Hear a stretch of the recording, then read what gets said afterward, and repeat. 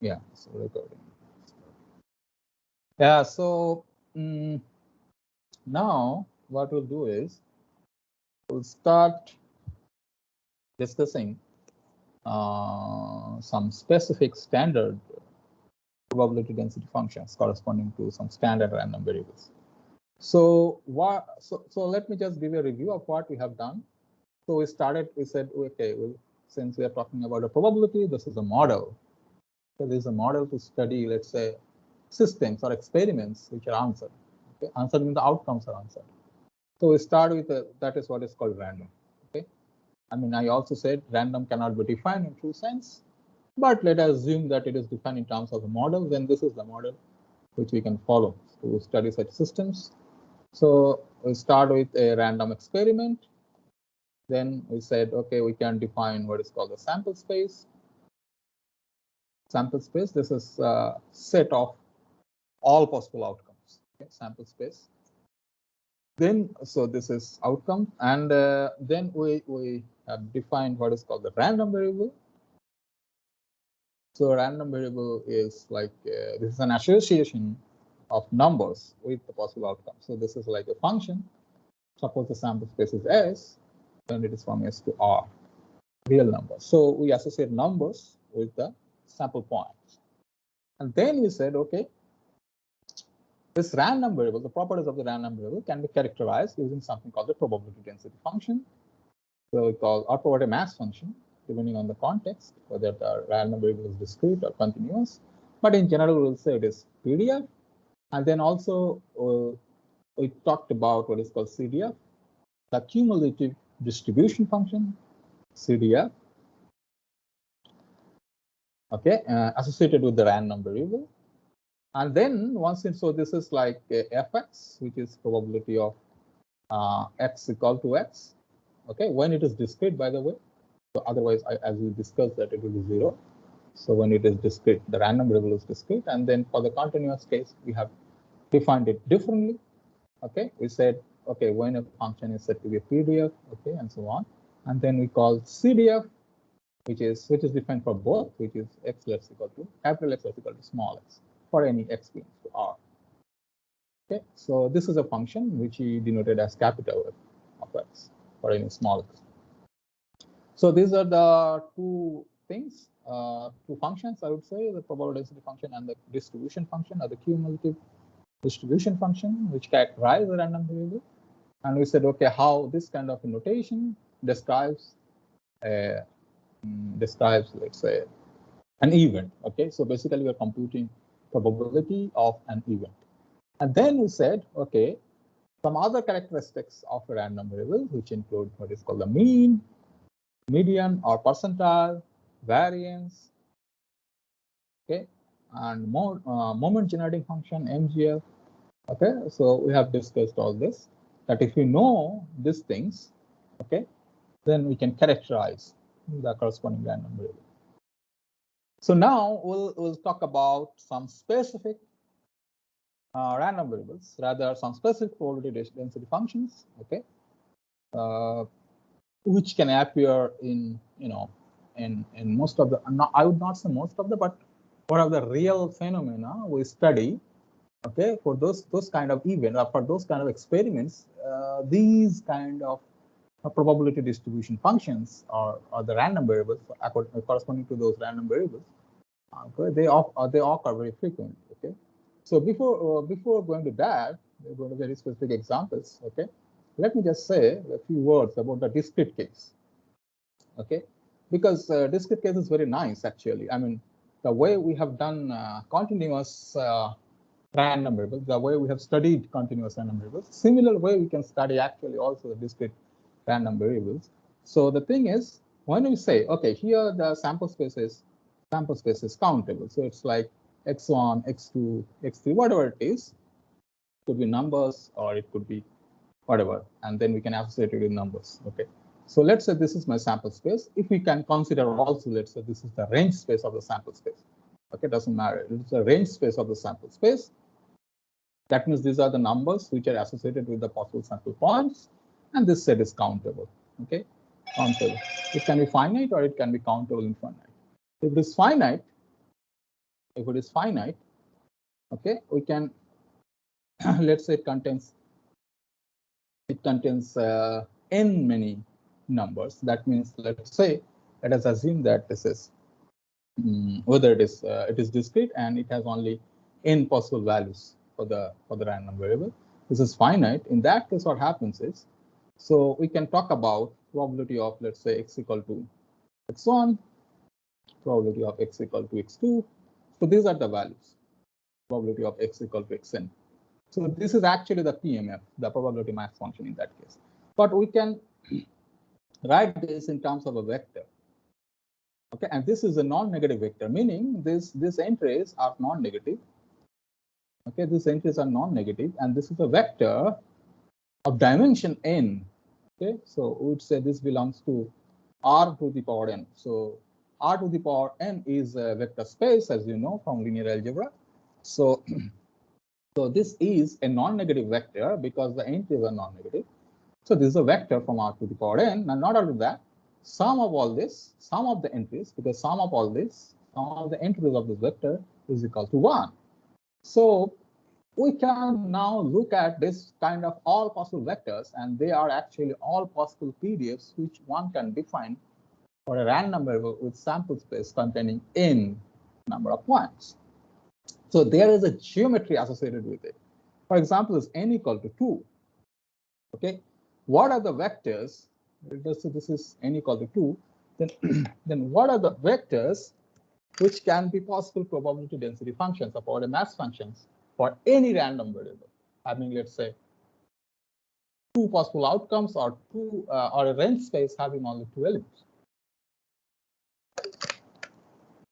You can think about that.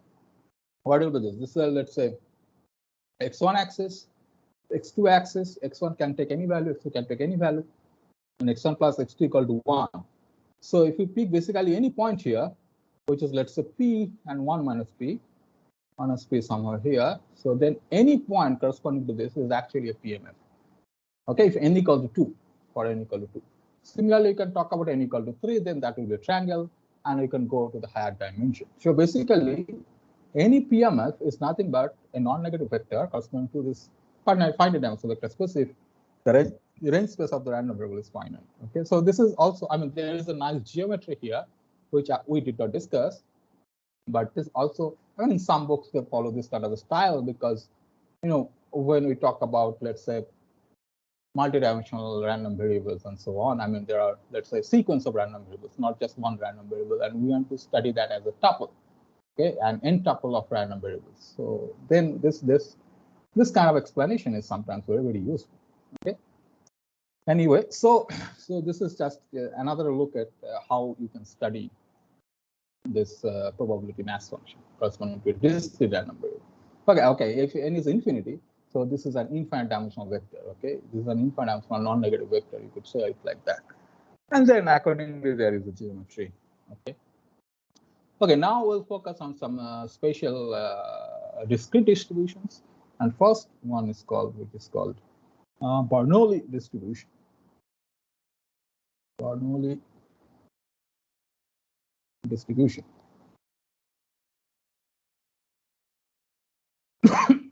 Bernoulli distribution. What happens here is, so I would have just said that this is the PDF. I can just give you an example of a PDF, and a spatial kind of a PDF is called the Bernoulli distribution. That is enough. But let me just justify where this kind of PDF can occur in real life, or what kind of possible random experiments can have this kind of a distribution or a mass function. Okay, so there is something called, this word is also very famous in some books, which is called Bernoulli Trial. Bernoulli Trial. Bernoulli Trial. So this, the meaning of this is a random experiment. This is a random experiment where the sample space is like there are only 2 sample points. One is modeled as success, and another one is failure. I mean, you can just name them, right, as success and failure if there are only 2 possibilities.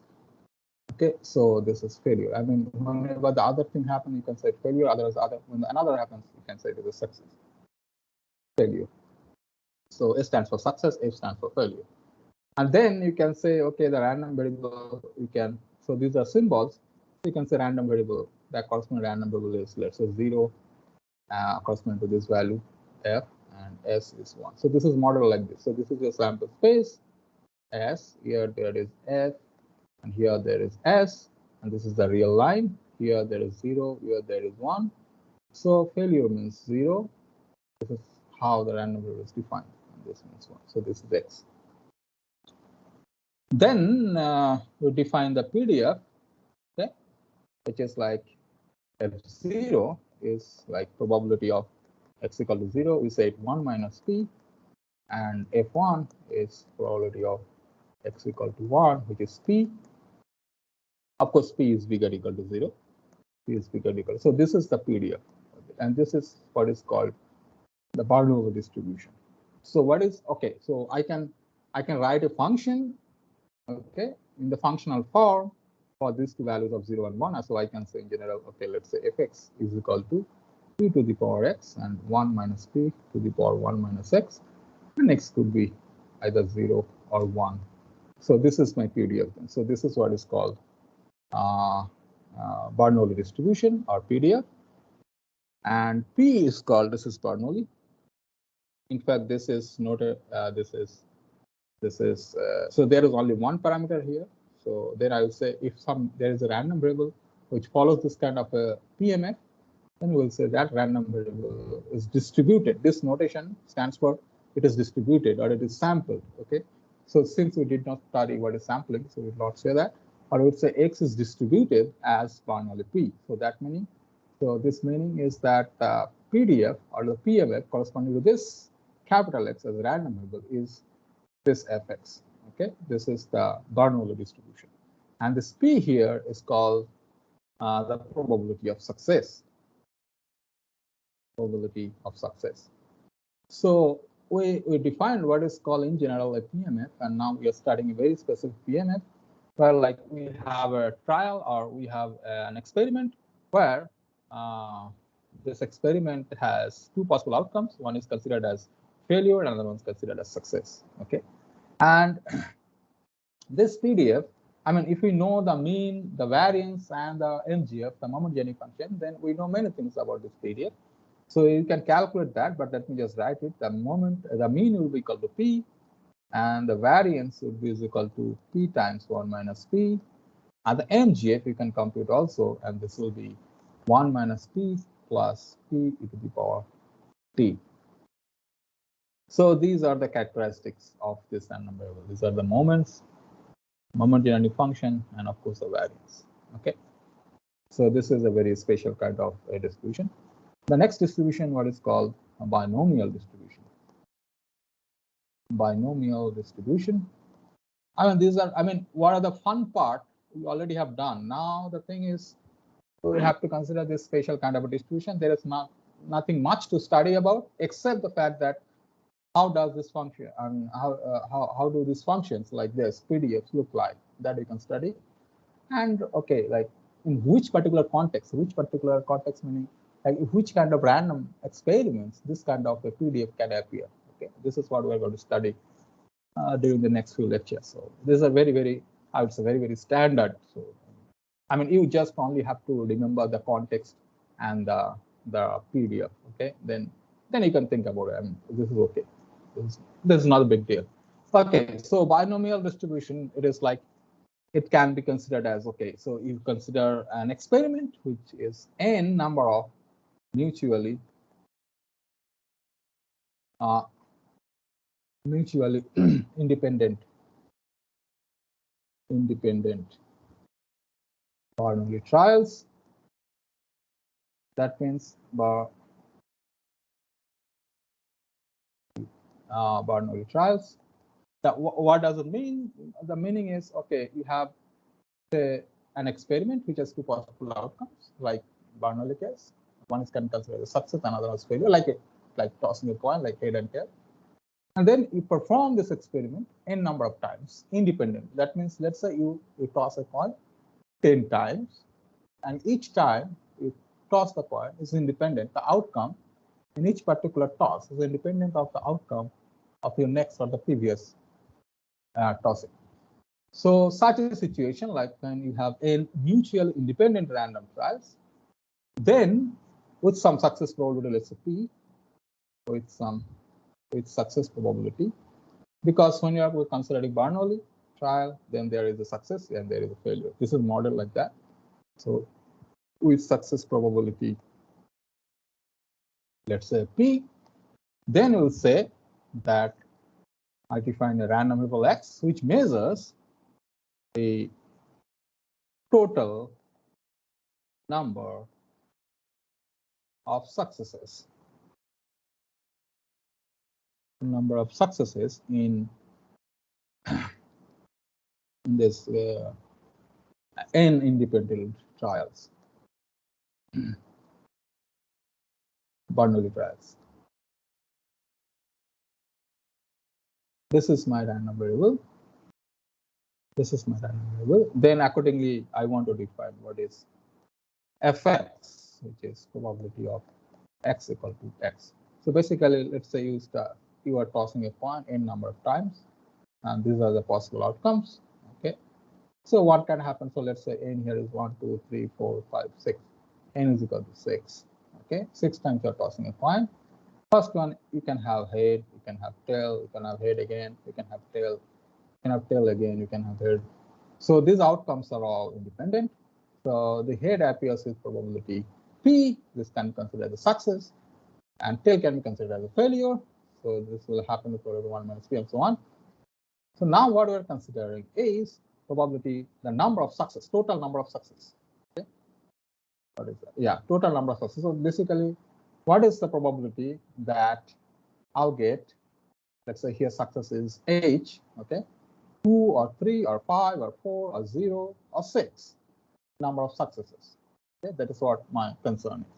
Okay, so what happens is if we have X success in n trials, if we have let's say X success, X number of success in n trials, in Bernoulli trials, okay, so then the probability of each n tuple of X success, and so if X is the number of success, then n minus X is the number of failure. So here, let's say X equal to 1, 2, 3. So then 6 minus 3, which is tail, okay, so there's a number of failures is n minus, so 6 minus 3, which is 6, which is 3. So n minus X, then failure, okay. So failure. Then what we are considering here, n number of possible outcomes, and how many times you have X number of, I mean, what is the probability that X number of success and n minus X number of failures, okay. So probability of X can be considered as P to the power X, because X number of success in a single trial, and 1 minus P times X to the power X, which is, or n minus X, which is the probability for the failure. So the 3 failure, here 3 success and 3 failure, but this can also happen in a different sequence. Let's say T, H, H, okay, H, and then T and T. This also can happen. Here the number of success is equal to 3, which is equal to the number of failure. Here the same thing. So that means it can also happen in different sequences, and they are all different. Why? Because this outcome, the first is different from the outcome here, so they have to be treated as different sequences. So this can happen in NCX always. This is the probability density function, which is fx, and this distribution is considered as the binomial distribution. And what are the values of x? Values of x could be either 0 or 1 or 2 up to n. So basically, it measures the total number of successes in n Bernoulli trials. Okay? And P is, of course, 0 less than P less than 1. So there are 2 parameters here in order to define this. One is X and P. In general, there is only, N and P, because how many times you are tossing the coin, and what is the probability of success, which is P. And if any random variable, okay, follows this kind of a distribution, then we'll write like this is binomial, or sometimes people write it as bin NP. So earlier we had written BERP, because P is the variable here, because depending on the probability of success, we will have the corresponding PMF. Here, same thing, but here there are two parameters involved. One is the total number of tosses, total number of trials, and of course the success probability. Okay, in the Bernoulli trial. And similarly, we can calculate the mean and variance and so on. The mean will be equal to n times p, sigma square. This will be equal to n times p times 1 minus p, and mxt, which is 1 minus p plus p to the power t to the power l. Okay, you can now see like how this MGF is related to the MGF of the Bernoulli. So here there is only this 1 minus p this. Here it is to the power n. Okay, so what you can do possibly is you can do this and perform this experiment. Okay, not in the physical medium, but you can do it in any kind of a software. Okay, you can do this experiment and try to find out what is the value of NP, whether this really reflects the mean or not, and this is the variance or not. So you can do that. Okay, so this is what is called the binomial distribution. In fact, there is a nice property which I'll write it as homework. What happens is if something is binomial, I mean some particular distribution is random variable is following binomial distribution. Okay, and then let's say I write xi is the random variable which follows Bernoulli. Okay, Bernoulli p. Then we know that if I do it n times, okay, then this will be binomial. But if you take the sum of it, okay, xi I equal to 1 to let's say some n, then this will be a new random variable. That means what you are doing, this will let to y. Okay, so the sample point is fixed, but you are taking sum of the values, the sum of the possible outcomes. So for this n number of Bernoulli distribution, so you can show that this will also follow binomial NP. This also you can see and you can explain the binomial distribution using this. In fact, binomial distribution is very famous. It arises in many different contexts. For example, I can just give you an example like this binomial distribution, binomial I would say NP, okay, arises in different contexts, including let's say sampling in a sample. I mean, suppose you have n possible outcomes, okay, which are already there. Let's say you have a box, there are n possible items, and you are picking some of the items, okay, it could be balls or something like that.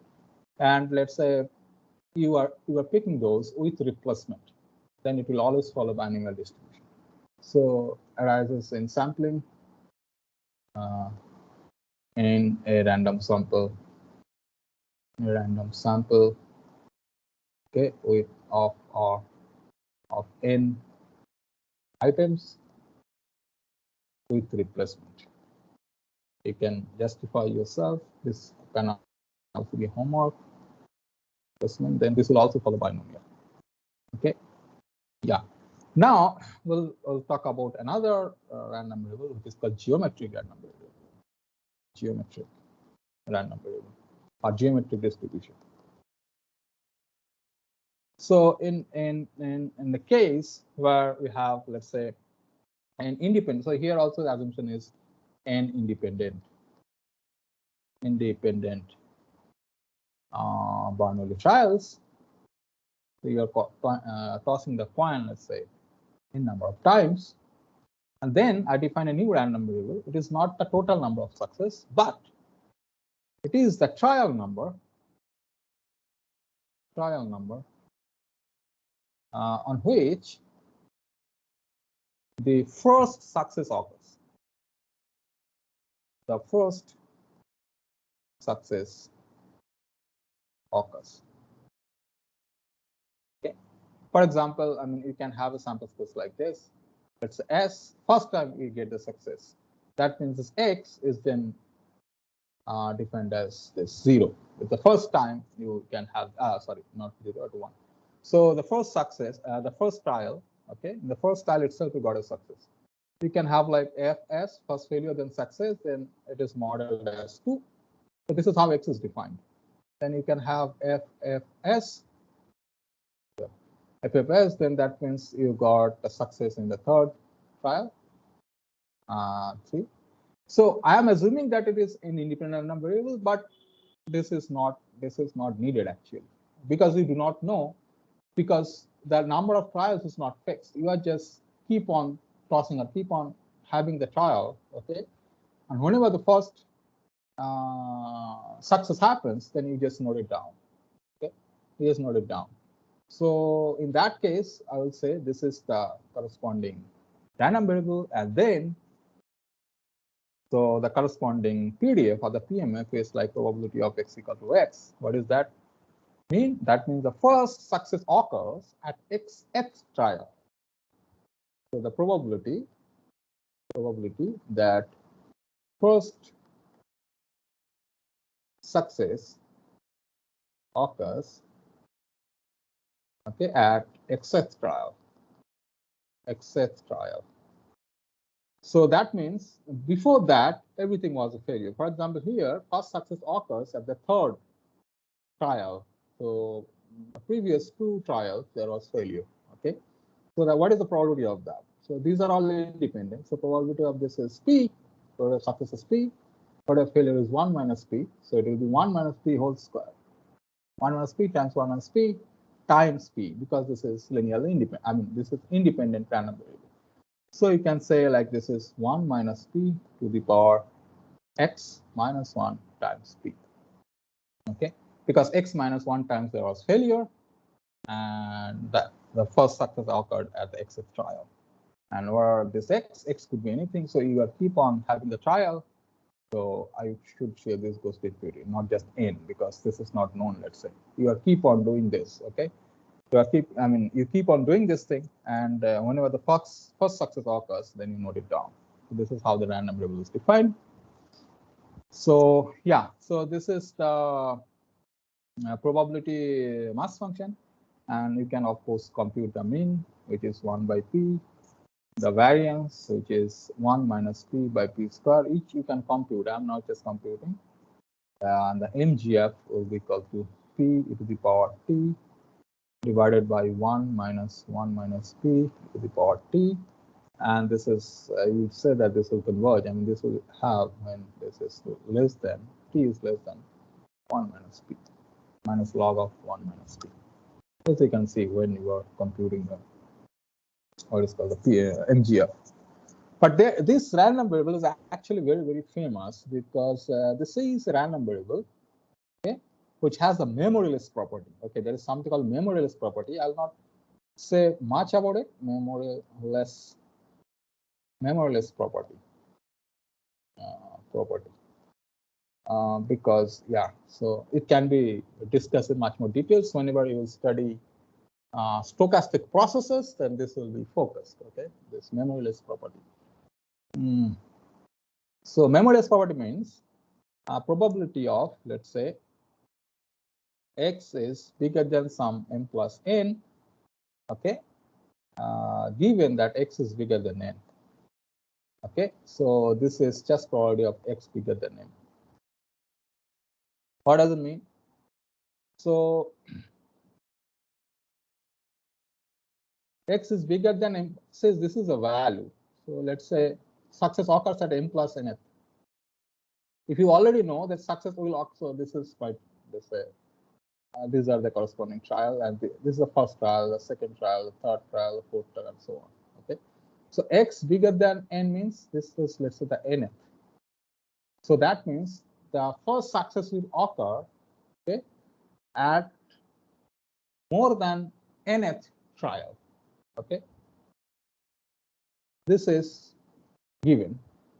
Now you are calculating the probability that this will occur, let's say somewhere is n plus n, at this one.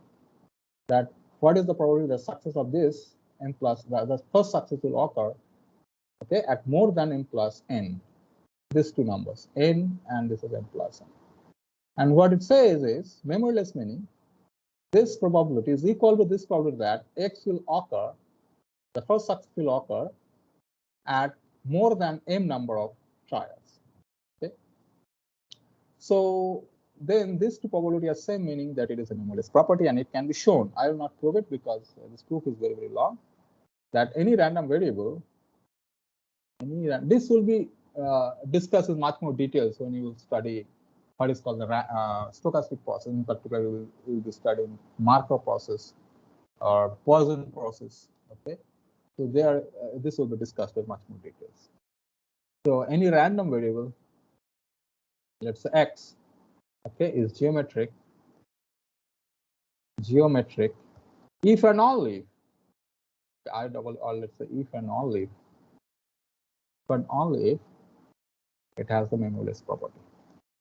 So if it has memoryless property, there is a random variable, it has memoryless property, means it is always the geometric distribution. It has memoryless property.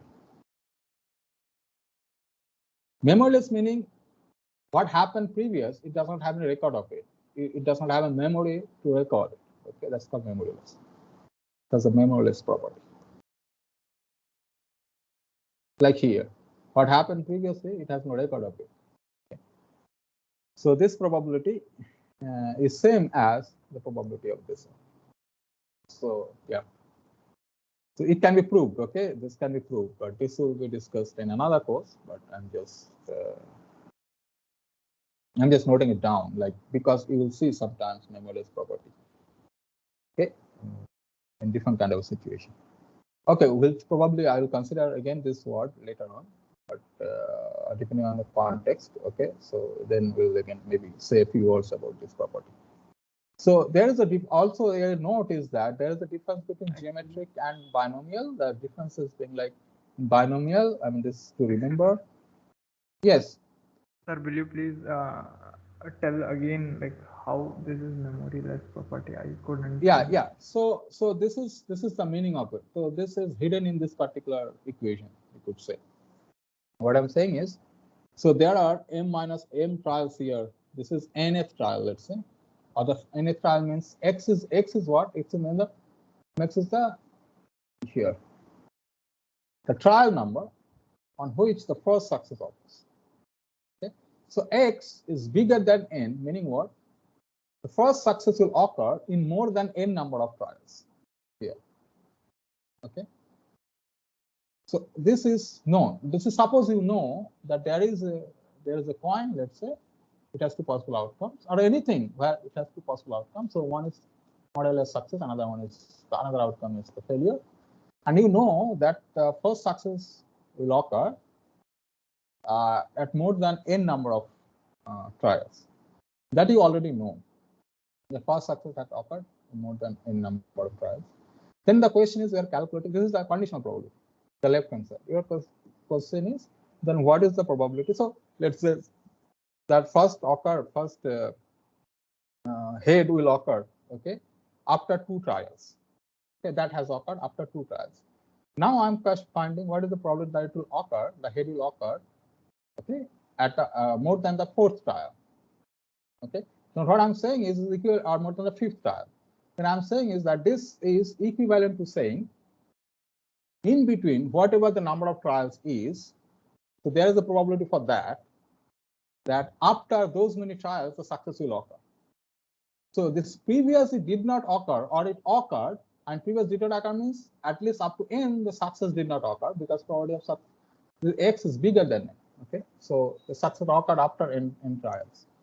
So you know that, so that did not matter much. So it's called the memoryless property, that you only need to know. So whether it occurred the first time, or the second trial, or the third trial, it doesn't matter. But the gap, this is the gap, that the success will occur after mth trial. Okay, first success will occur after mth trial. That is much more important. Than the fact that it has occurred, it did not occur at first n trials, and then what is the probability that will occur after n plus n. So basically what is happening that in this random variable, in this kind of a phenomena, it does not keep a record of what happened before it.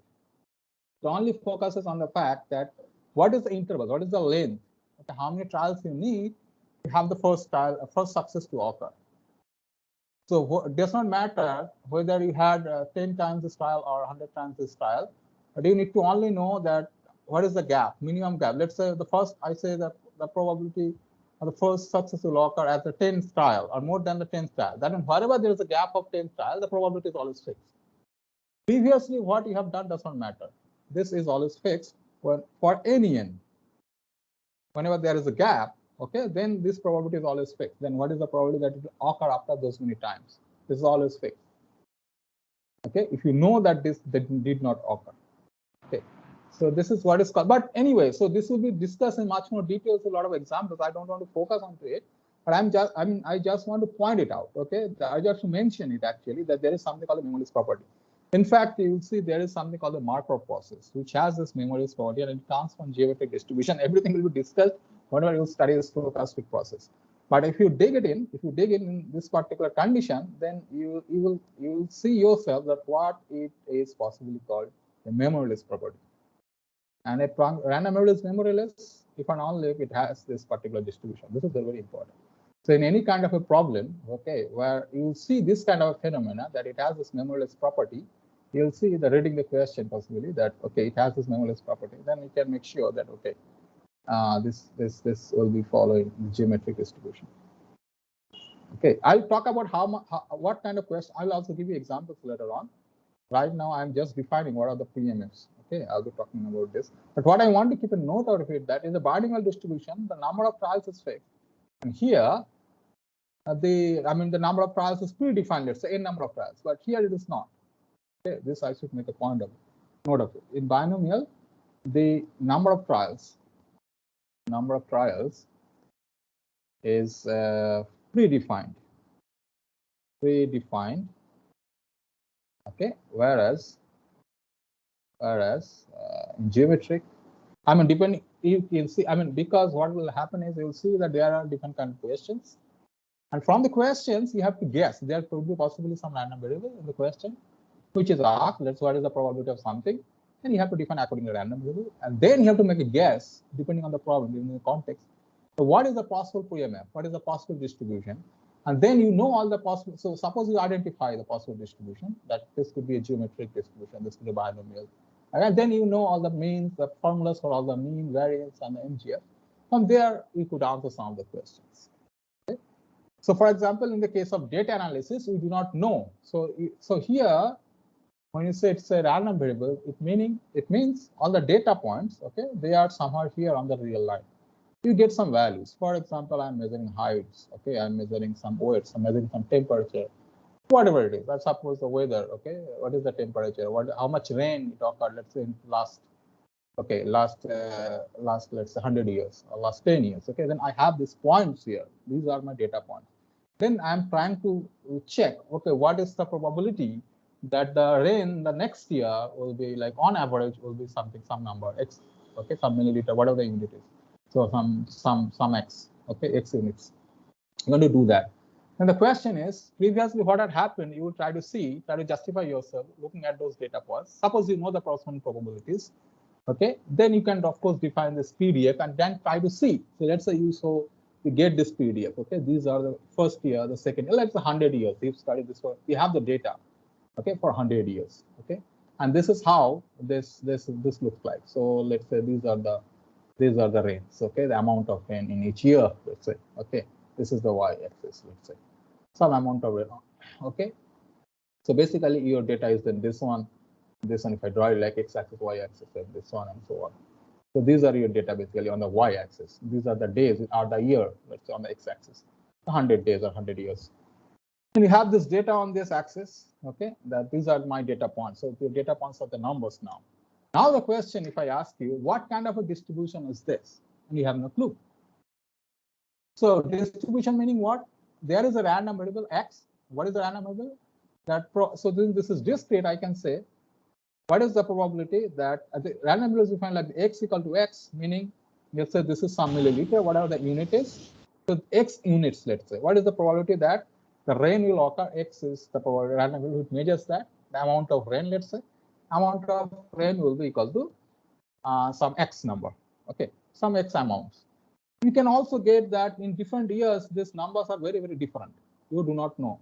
They are not matching. This number is not same, which is very, very natural. It is not accidental. Okay, so each year the rain will be different, but they could be in some range in that case. let's say 200 to 300 or 400 to 500. Okay, in some years, let's say there are 10 years. Okay, in the span of 100 years, there are 10 occurrences like that where the rain, okay, amount of rain is between, let's say, 200 to 600, something like that. You have that situation. You know that data. So now we are trying to identify what is the distribution. Now the question is, then possibly if I can identify this what is the fx here, then I can possibly tell what will happen in the next year. Now, so if this is the situation here, then the question is, what are the standard models we will be studying or we have studied, that's the binomial, geometric, and so on, can that be modeled as one of this? If it is not, then you have to possibly find a new PDMF. But if it is one of the standard models, you already know what are the expressions for mean, for the variance, for MGF, and possibly for other different properties which we'll be studying next. And then you can make a very quick analysis, and you can say, okay, what will be the probability that this will rain, okay, or some amount of rain will be occurring in the next year, or so on. So the idea here is we are only studying some PMF. So some functions, some vectors we are studying for the case of discrete. For the case of continuous, we'll be studying some kind of functions. And those functions are very, very standard and which can be associated with some kind of a random experiment and some kind of a random variable associated with that random experiment. This is what we are doing. But in real situations, when you have real data, okay, then it is of course difficult to identify which distribution does it follow or where the sample is being taken from. I mean, that is it. When we'll be talking about sampling, then we'll be talking about this. I mean, the same thing, but in a more studying it more formally, we'll be talking about where is it sampled from. Suppose if I ask you, you give me a so there is some problem called a random number generation. Okay, so how to generate a random number, let's say between 0 to 1? What kind of distribution does it follow? Okay, I ask you everybody. Okay, let's say I have 1400 students, or let's say 200 students in this course. Okay, then I ask you, okay, give me a number between 0 to 1. Now everybody can give me different numbers. Everybody can give, some of them can give me same number, some can give me some numbers which are very, very odd, like an irrational number, rational, whatever it is they give me. Okay, then my question will be, okay, what is the distribution this particular data follow? Okay, is it truly random or not, or does it follow a particular time of a distribution? And then instead of your sampling, I take a different section and do the same. Then I'll study whether this sampling is matching with that sampling or not, or these values are matching with that. So the distribution is matching or not, it is completely different. If it is close, like all the numbers which are generated from this sample, the same as the number generated from the other sample, same is similar, let's say. So then the question will be, okay, does it come from a particular distribution or not? Can we identify the distribution or not? Okay. So this kind of problems, like we have some experiment, the idea is we have some experiment, we have a data, okay. Now your question is, okay, I already know because we are studying this in this course. So I already have the idea of some kind of a distribution. The question is the given data, does it follow this kind of a distribution or not? So if it is, now there are different questions here. Suppose it follows binomial. Then the question will be, again, you have to find out what is the value of P in that case. What is the value of P? So then there is a problem of what is called estimation of parameters. With parameters means, that's why I focus on this. When I write those, like in the bracket, I write these two parameters. When I write Bernoulli, I write P, and binomial is NP, and it is geometric, it's again there is P. So I do not know what are the values of these parameters, N or P. What should be the values of these parameters such that a given data points, okay, that follows this particular distribution for those values of N and P. So then there is another problem which is called the estimation of parameters. So that will be discussed when we'll be talking about statistics. Okay, so how can I estimate this? Then question will be, can I estimate this precisely, meaning or in some range? Let's say the probability could be between, let's say, 0.5 to 0.6, or should I write, okay, P to be a very precise value like 0.6? And so those problems will come. So here the life is very simple in this course. Okay, what we are doing here is we are studying very specific PMFs and very specific PDFs, which can occur in real life. So whenever somebody has first defined it, Okay, that means they have observed this kind of a dynamic split, and they have defined that this kind of a fx function occurs in different kind of experiments, where the experiment can be written as this. There is a model of some success and failure, which can be modeled as p and 1 minus with probability p and 1 minus p, and then it can have n independent situation, and then you have geometric, which is the first of success, and so on. Okay. So the life is very simple here in this course. It is just, I mean, I could have not said anything. I would have just said, this is the PMF, that's it. And this PMF is called this, that PMF is called that, and so on. Then it is done. Okay, then the thing will be, okay, whether it can be related, it can be associated with some real experiment, then yes, it can be. And these are the experiments, like tossing a coin, this and that, okay, independent number of independent tosses, and the first success, and so on. Okay, so yeah, so and then the question will be memoryless property. What was that memoryless property? It has this kind of a situation when it doesn't matter probability of success. Like if we know that the probability of success will happen gap of 5, okay, gap of 5, like minimum first 5, let's say there is no success. That is same over entire period of trials. That means whether this 5 gap is between 10 and 15 or 25 and 30 or let's 65, 70, doesn't matter. This probability remains same. It did not matter what happened previously. Okay, so that probability remains fixed for all values of n. When n is fixed, if you fix n, then this equation is valid for any value of n, small n. So that makes it memoryless. That's it.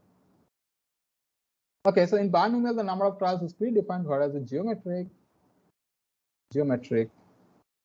okay, it is not. And you'll see it is not. Then you'll also forget what function, what distribution is called what. Like whether binomial is of this particular form or geometric is of this particular form. This will also you forget. I mean, this is what happens. So then again, you probably have to have a look what we did in the class, or probably you have to do it yourself, because these are not very difficult things. You can do it yourself and try to find out. If you can remember, okay, what is the phenomena associated with the name of the distribution, the name of the random variable. Okay. Yeah, so next distribution is negative binomial. Okay, why it is called negative? That's a very nice question, which we discussed a lot. And what happened is, which we don't want to do in this way. Hello, sir. Yeah. Sir, due to weather problem, I disconnected time again and again. Can you screen share again? Okay, we may take 2-minute break. Okay, and I'll do that. I'll be here. Okay.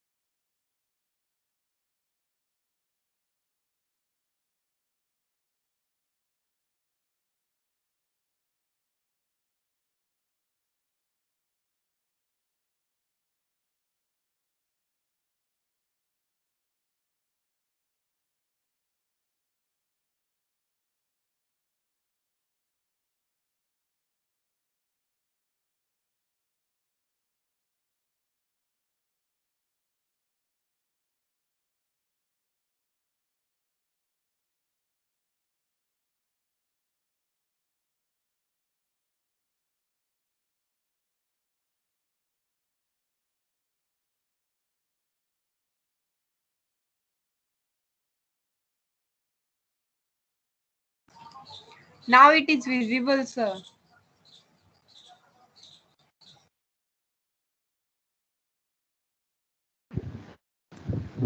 Sir, when marks of Q1 will be released?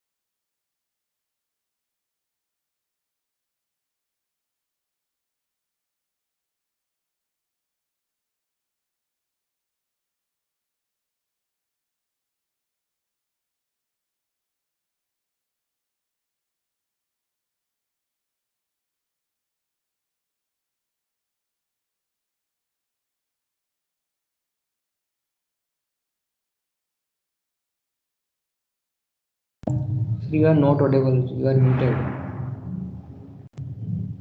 Sir, you are muted.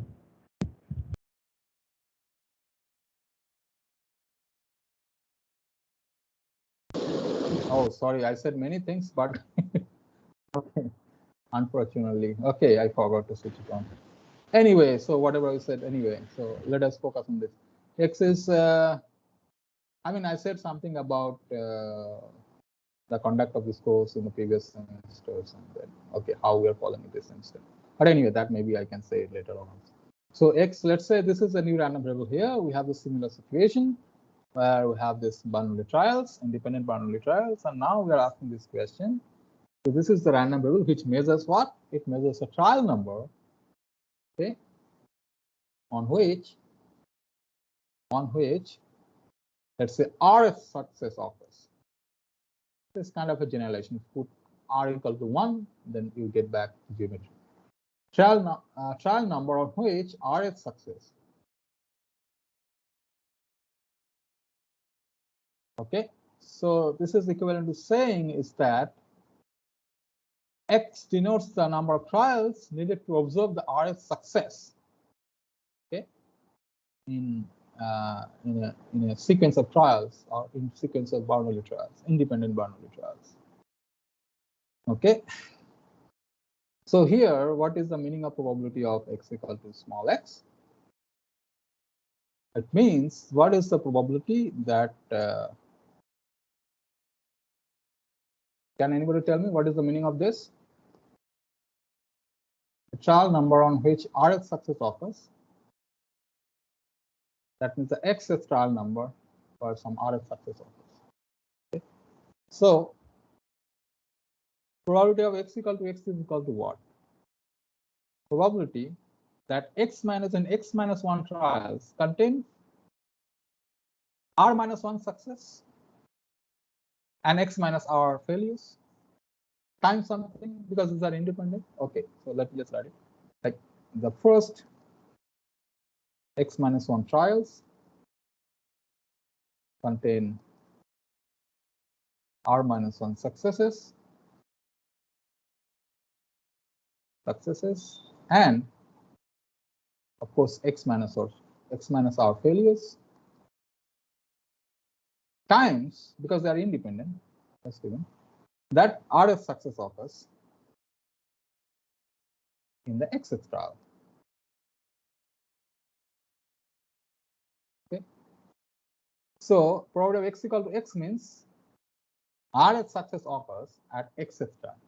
Okay. So then this is, okay, let me just write p to the power r minus 1, because r minus 1 success power p, and 1 minus p to the power x minus r, because in those x minus 1 trials, so x minus r are failures, and then one more p, because r is success occurs in xth trial. So, and how many rows it can occur? This is x minus 1, r minus 1. What are the values of x? X could be equal to, or x belongs to r plus 1, because at least you have r many trials to get RF success up to infinity. So then, okay, this can be again modified as this: x minus 1, r minus 1, p to the power r, 1 is p to the power x minus r. Okay, when x is of course in r plus 1 and so on, r plus 1 and so on. So basically, you have a function, this one, and this is called negative binomial. Okay. So for example, I mean, you can visualize this. This is my x, let's say. This is how the x is defined. Let's say I have s. Okay. Now what is the value corresponding to this? The value is the 4th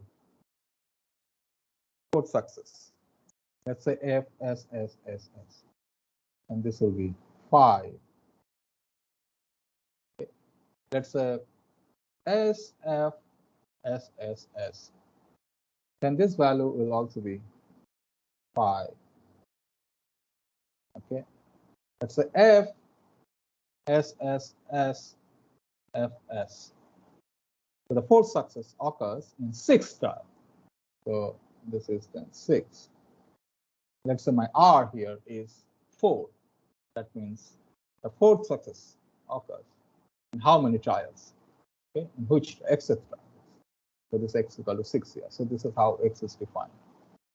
And then the PMF is of this type.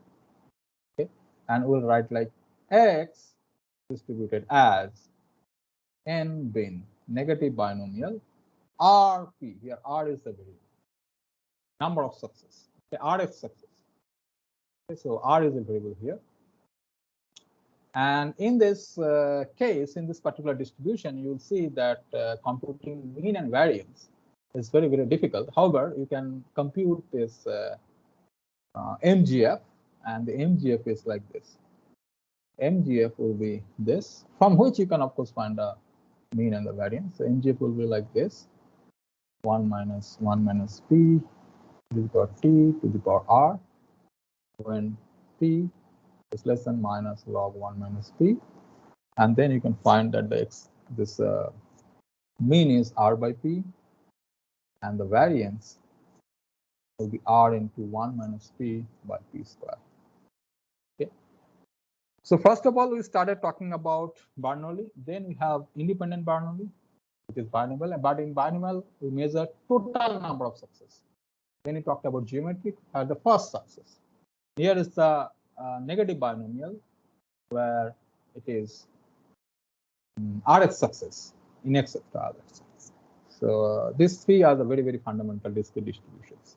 But here, what you can see possible is that this R, although it is a positive integer like RF success, but suppose I want to generalize this function, because this is what is important, whether it can explain. By the way, I am not proving that this is whether it at all a PMF or not. That means whether is this true or not for all these cases? X equal to whatever, for example, here from R to infinity. Whether this is 1 or not, I'm not proving, but you can check that these are always true. I mean, this condition is always valid for all the PMF whatever I discussed. Okay, so this function is important, that this is the distribution.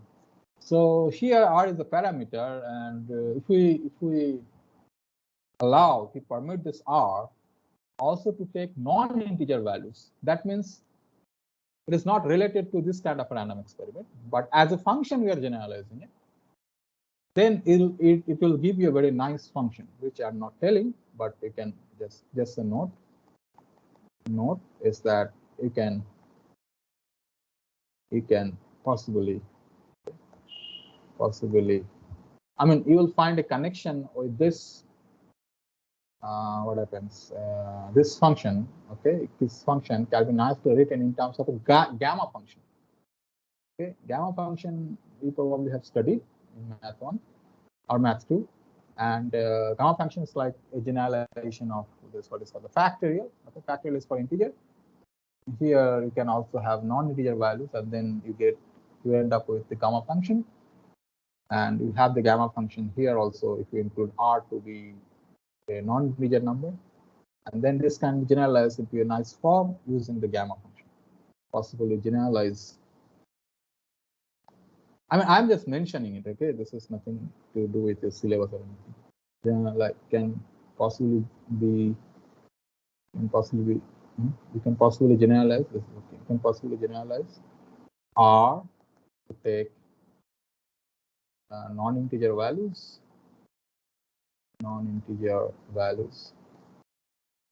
and a nice function, let's say PDF, can be obtained using, it's called gamma function.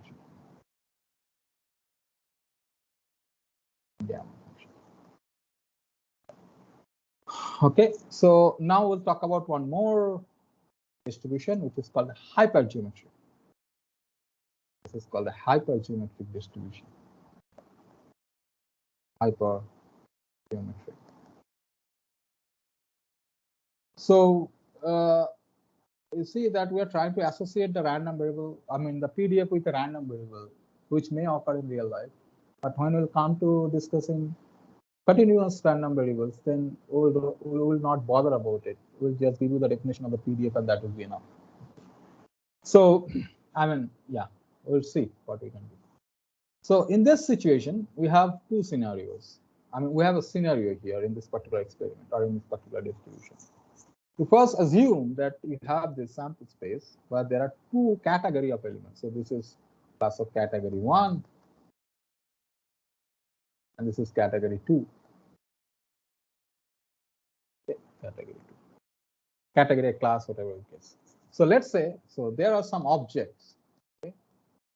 You can assume that there are n objects. So first of all, let us assume. So this is the corresponding real phenomena we can associate with this distribution. So n number of objects. N is the number of objects. Okay, and they are classified into two categories. Okay, so category 1 and category 2. These objects belong to two categories. Okay, category 1 and category 2. Okay, and suppose there are n1 objects here, there are n2 objects here. So like you can consider you have a box, okay, where there are two different balls. One is black, one is green. And there are, let's say, 100 balls, and 30 of them are black, and rest like 70 are green. So this is kind of a situation like that. So category, so there are n1 category 1 element objects, category 1 objects, and n2 is category 2 objects. Okay. Now you are picking, so this is my experiment, pick R objects. Okay, from n objects, okay, without replacement.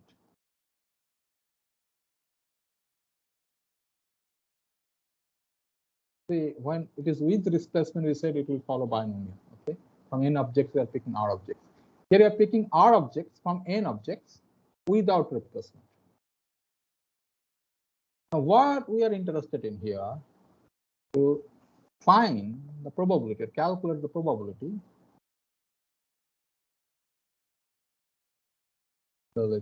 that exactly x out of the r objects, okay, are from category 1.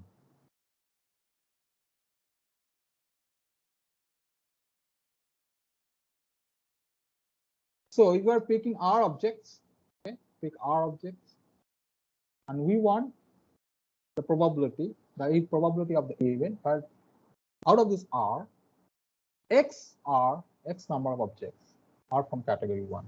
That means R minus X objects are from category 2. Okay. Now, if we want that, then we are picking basically X objects from the category 1, okay, or category 1 objects, and there are n1 number of category 1 objects. So we can choose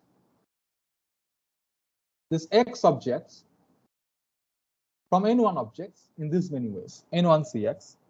Similarly, so this is the number of ways we can choose, number of ways X objects can be chosen, or X category 1, let's say. Category 1 objects can be chosen, can be selected, and let's say the R minus X then must be from category 2 elements, and there are n2 such objects. So n2C R minus X, this is the number of ways we can choose R minus X elements, objects that are category 2. That are category 2. Category 2. So that the total number of ways one can select a subject of R objects from a set of n objects such that X objects are from class 1 and R minus objects will be from class 2, then is n minus 1 Cx n2 R minus X. This is the total possibilities. Then what is probability of X equal to X? This is n1 Cx times, you probably know, but this is what is called the hypergeometry. Here we already said it is random, meaning with uniform probability, equal probability. These are objects are chosen, okay, R objects from X without replacement randomly. Okay, here I forgot to write that. So that's why it is enough to only say what is the number here. Okay. So what is happening? X should be less equal to R, X should be less equal to n1. Of course, R minus X should be less equal to n2. So this is the distribution which is called, so this can again be written as, if we just write n1 Cx, n2 R minus X, and n is equal to, of course, n1 plus n2. So everything will be in terms of n1, n2, R. And this is valid when X equal to, or X belongs to 0, 1, 2 up to R, because we are out of those R, X are from category 1. Okay. And if it follows any such a distribution is called any random which follows this, then you say that X is following hyperbolic or hypergeometric distribution, and there are 3 parameters, n1, n2, and R. These are the parameters. Okay. And then you will see that if we do that, then the expectation or the mean is R times n1 by n1 plus n2. This is very nice, and you can just try to see why it is nice. Okay, R into n1 by n1 plus n2, n2 by n1 plus n2, and then n1 plus n2 minus r by n1 plus n2 by n1 plus n2 minus 1.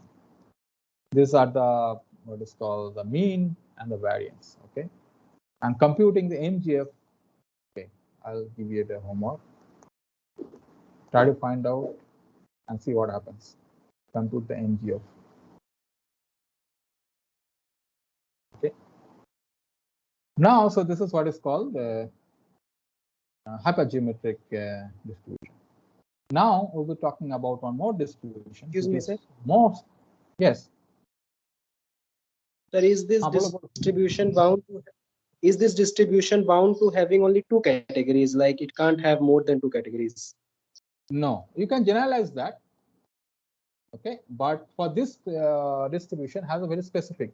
I mean, you can see since you know how to compute this, then you can generalize also. Let's say there are category K categories. So there's the problem a little difficult. I mean, you have the similar situation here, but there are a lot of parameters. Okay, and you are saying like what is the X? What is the probability? Suppose you pick R of those n objects, then what is the probability that X is from category 1? That means n minus R minus X is then rest of the categories. Then you have the problem will be a little bit difficult.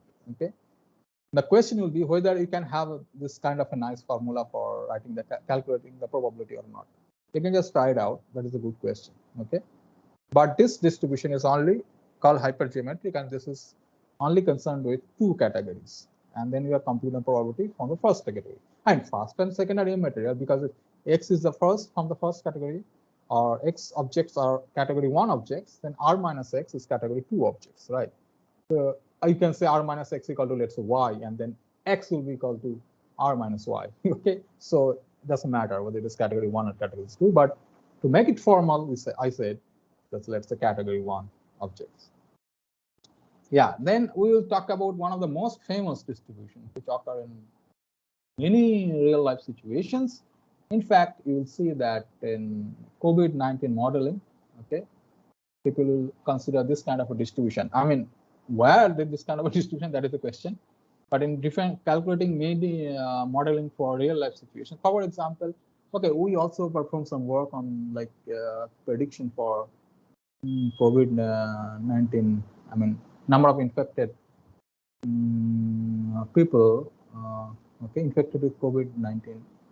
So we performed this work last year, I think in April and May, I think, when it first started. And there also you could see our article, and you could see also that we used Poisson distribution to measure something. Okay, Poisson distribution is a part of it. Okay, so in different kind of modeling real life situations, so we consider Poisson distribution. Okay, Poisson distribution, and what is the function here? The function is very simple. There is a parameter lambda, and this function is. So here I'm not telling you the context, but you can just find it out. So this is e to the power minus lambda to the power x by factorial x. This is what is called Poisson. Actually, this can be discussed very nicely if we talk about Poisson process. Okay, so Poisson. So he is French. So some people call it Poisson. Okay, Poisson. We call it in our Indian language. We call it Poisson process. Okay. So here lambda is a parameter and x equal to like 0, 1, 2, ... infinity. And this lambda is a parameter which is bigger than 0. So it is like this is a parameter. And you can try to plot also and then see how does it look like. Any random variable which follows this, we call it Poisson lambda. Okay. Yeah. So his actual name was actually, I think, Simeon D. Poisson, and he, I think, physically existed in this world between this 781 to 800 something, like 30 or something, or 40 or 50, whatever, yeah, something like that. I don't remember. Okay, so this is what is called the Poisson distribution. Fx equal to this. It is called lambda over x. So this is just a function, okay, and you can calculate. I mean, whether it can model a situation or not, then you have to see what does it mean, and you can draw it and check, which is a homework. And drawing it means what? You can use any platform, any software.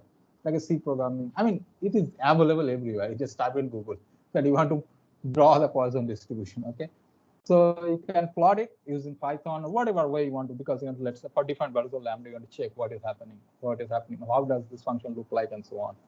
For different values of x, of course. So you could take, let's say, x, you take up to 0 to 100 or 0 to 200. In fact, there is a website. I mean, I forgot the web page. Okay. This web page was made by some students in Brown University. When I was visiting Brown, I found it. So in the Brown University in USA, so they have this nice platform. I mean, you can also do it. You can design a web page, and for drawing different kind of distributions, can be like there will be parameter input, and one can give some input for the parameter values, and then automatically it will generate the corresponding curve, the PDF or the PMF. That is always can do. Okay, or maybe some softwares are also available. You can just check. But I think this is very standard, so of course you'll find it in Google. Like there are a lot of web pages where they'll give you the program, the code, how to generate this. You can do that. And here the nice thing is expectation value is lambda, and you can also check, and this could be a homework, what is so nice about it, or what is so abnormal about it, or what is so extraordinary thing about it. Okay, that the variance and mean are equal. Okay, so this is a distribution where variance and mean are equal. This is e to the power lambda, e to the power t minus 1. Okay, so yeah, so this is called the Poisson distribution. And this is very, very important in modeling different kind of situation in real life, and why it can be, and why it is, and what kind of a situation where this could play a big role. I mean, what kind of a random variable which can be associated with this kind of a distribution? That's a good question, and I'll ask you to try to find it. Okay, so think of some situation where this kind of a curve on this kind of function can appear as a PMF. Okay, now let us talk about, I mean, you can see my lecture videos also in the previous semester, and I discussed it in detail, like, and that's why I lost a lot of time because what happens is, okay, that is what I was telling you when I was muted. So the thing is, so if you focus on this thing much, then I'll lose a lot of time and I'll not be able to discuss statistics much. Okay, I don't want to do it this time. So I'm just telling you all these fundamentals, and then you can dig it in. Like you can give a little bit of time to find it out. And if you have, of course, any questions, you can of course write it down in Microsoft Teams, and I'll get back to you. Yeah, but I want to talk about statistics, so I'm saving my time. Okay.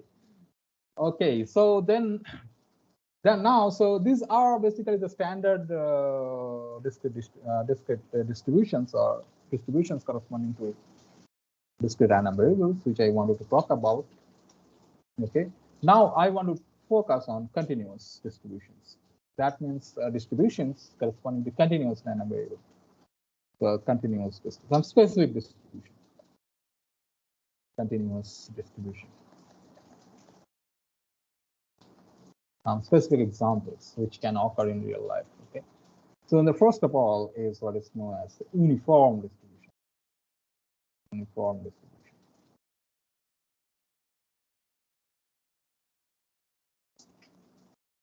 Okay, so suppose this is the problem. Let's say suppose x is a random variable. Okay, and this is like this. It denotes, okay, the outcome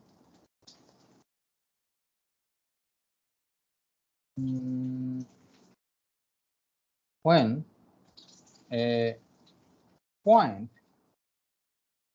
is chosen or picked or selected, okay, from, let's say, the interval AB in random. So I just ask you to pick this. Then what is this value? Okay, so this is my A to B for any AB. This is real line. This interval meaning, let's say A is equal to 0, B is equal to 1. So in that case, you are asked to pick a point between 0 to 1, and any number between 0 to 1. Okay, any number in this interval. It can be any a and it can be. And then what we want to discuss is what is f of x. I mean, just remember that for continuous case, this is not defined as p of x equal to x. This is not the case. Okay, so we want to find the PDF. And how the PDF is defined. So if I know the PDF, then I'll say the probability that this random variable can be picked from, let's say, to b or something else, okay, some interval, is a to b fx dx. This is how the probability is defined. Okay, probability of the random variable is defined with the PDF. That much I can say. But this is not this p of x equal to x. But we want to calculate the probability. So one way to do it is, suppose one way to find the PDF. One way to do it means we want to find a PDF. Is that suppose we want to calculate the CDF, meaning what is the probability that the random point which you picked is less than x, okay, or less equal to x. So what is this? Because if I know CDF, I can take a derivative and can find the PDF. So this is what, now this is well defined, x less equal to x. But less equal to here means, since I want my point to be from a to b, so that means I'm asking you to pick a point from a to x. Then I have to compute this probability. How it can be defined? Okay, how this probability can be defined, which will satisfy all the axioms of all the axioms of my definition of probability. Those three axioms. One is anyway, I don't remember. So it was, I think, non-negativity, and then entire sample space, the probability of picking from this, let's see here, a to b is 1, and the other one was, I think, additivity. Okay.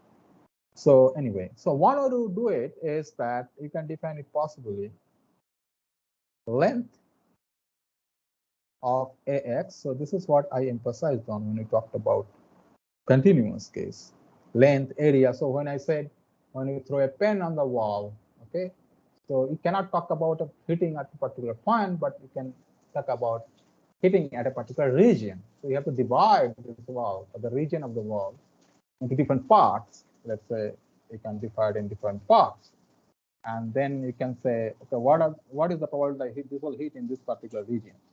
Then you can define the probability. One way to do it is calculating the area of each of these vectors. That's why I chose rectangle. I could have chosen some other kind of a partition of this region. I would have chosen like this, but this is not a good way to do it because I do not know how to calculate the area here. Okay, let's say, and I could have taken different kinds of curves here, but I don't know how to. So that's why I choose this square or this rectangles, let's say. But I know how to calculate the area of this. So I can use this concept of area to compute that what is the probability that this will hit this region. What I can do is I can calculate the area here, and I can divide that by the area of the entire rectangle here. Okay, so that could give me an idea the probability that this will hit this particular region. I can take the region small. This particular region, the shaded region, small or big, but it has to be a region. It cannot be a point. If we take it to be a point, then also it fits to our idea. The probability of hitting that will be 0 because the area will be then 0 if you consider you bring down this particular square, the shaded square, into a point. Okay? So here I do not have a two-dimensional picture. It is the same thing like you can consider this is the interval I'm asking you to. So I give you a line on the wall, and I'm asking you to hit a particular point. It's the same thing as saying to pick a particular point from this particular line or the line segment. Okay, then I can talk about the area here, and then I can say, or the length. Area here is the length, nothing but the length. So length of AX divided by the length of AB. So then what is this? The length will be x minus a divided by b minus a. This x is lying between a to b. Then this is my CDF, and then I can find the PDF, which is the derivative of this. If I take the derivative, it will be 1 by b minus a, ls equal to x plus equal to b. So now you cannot interpret it this way, that the probability that this will hit or this will pick, you will pick a particular point here, okay, which is 1 by b minus a. It's not the case. Okay, it is not probability of x equal to small x. Okay, but this is a PDF. This has to be explained as PDF. And if you take this integration of fx dx, okay, from a to b, this has to be equal to 1. So this fits our purpose. Okay? So this is what is called uniform distribution when this PDF is 1 by b minus a. And this could be a random experiment, like you are picking one particular point from a line segment or an interval on the real line. And then we'll denote it like x is distributed as uniform in IF a to b. So a and b are the parameters here. Okay, if a and b are given to you, then of course you can find. And this is the huge application here, which is called number. You should, I think, you should read about this because this is a very nice problem. This is an unsolved problem. Generation. How to generate a random number. So this is a nice thing. Okay. Anyway, so if I do that, then I'll have this expected value, which will be b plus a by 2, and then variance. Okay, I'm writing sometimes this something there. B minus a whole square by, I think it will be 12, but you can check all these things. You can check. I can be wrong. And this MGF, you can compute. You can write this is equal to 1 if t is equal to 0. Otherwise, it will be to the power tb minus e to the power ta divided by t times b minus a if t is not equal to 0. So these are the mean, variance, and the MGF corresponding to uniform distribution. Okay. Now, let's say, okay, how much? 5 minutes. So, okay, so now we'll talk about one more distribution, which is itself known as gamma distribution. It's not a function, okay? Gamma is a function, of course, gamma function. But this distribution is defined using gamma function. That's why it's called a gamma distribution or gamma distribution. Gamma distribution. Okay. So let me just recall what is the definition of a gamma function. Fx, or let's say, yeah, if this gamma z or z, 0 to infinity, x to the power z minus 1, e to the power minus x dx. This is how gamma function is defined, where z is any number which is positive. So z is a real number which is positive. This is how the gamma function is defined. Okay, and you can also try to plot gamma function. You will see. And there are some properties which I want to mention because in the problems, which I mean, I'm not discussing any problem here. There's nothing to discuss, but I will, of course, give some examples of problems or this distribution you can use to solve some problem. Meaning, so the thing is how it is associated to examples of problem solving is like, I give you a situation of a random experiment, but there is a random variable, and you have to identify how it is distributed. So you have to identify the specific one of this random variables, or one of these distributions, such that in that given problem, there is a random variable which is distributed as this, as one of these, and there are the corresponding parameters, and you can solve some problems related to computing probability of some event of that particular context. Okay, so you have to identify that. And before that, I'm just discussing all possible standard, not all possible, but some of the distributions which are important and which are in the syllabus. I mean, there are something also which is not in the syllabus, but that is important. But we'll not discuss that here. Okay, probably you'll study that in machine learning or any other course like that. Okay, so gamma z, let's say this can be also written as this. This is a formula, I think, which you have studied. But let me just recall this because, yeah, suppose you forget, then you can remember. And then you can say gamma of half is equal to, I think, 2 pi. What else? And another is gamma of minus half, which will be, I mean, let us forget about that, but it can be minus 2 pi. And then you can say, okay, I defined it for gamma positive, but why I'm saying this gamma to be negative? That will be a good question. Okay, so let me just put a question mark here, and you can think about it. And then what is called this formula is very useful. N plus 1 is equal to factor. So this is a generalization of factorial function. when this G, one means the J parameter is a natural number, then it follows as a factorial function. When n is a natural number, that means an integer or a positive integer, natural number or positive integer. Then or you can say 0 or including 0, non-negative integer. So then gamma n plus 1 is equal to this factorial n. So it can be treated, this function can be treated as a generalization of this factorial function. Now I define what is the PDF of the gamma distribution. The PDF is this. Okay, this is a little big, the expression 1 by gamma alpha theta to the power alpha x to the power alpha minus 1 t to the power minus x by theta when 0 is less than x less than infinity and 0 otherwise. Hence when x takes negative values or non-positive values, 0, where there are two parameters, alpha, which is positive here, and theta, which is positive here. So we'll say that when this kind of is a PDF, we'll say x follows gamma, theta, alpha. So, okay, you can plot different curves like theta and PDS for different values of theta and alpha, and you can see how does this look like. And then the question will be, if you have something in real life where you get kind of a distribution of some data points, the question will be, does that distribution follow gamma for some values of theta and alpha? That will be the question. And I must tell you, this is hard to answer. But in some cases, okay, you can pretty well say that it is gamma for some values alpha and theta.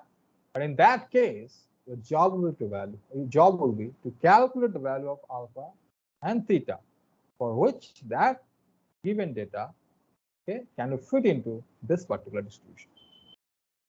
Okay, so this expected value of the, let's say, mean is theta alpha and theta times alpha. The variance is theta square alpha, and this what is called the moment generating function is 1 by 1 minus theta t to the power alpha if t is less than 1 by theta. Okay, I think I will stop here. Running out of time, and we have many other distributions which we'll be discussing tomorrow.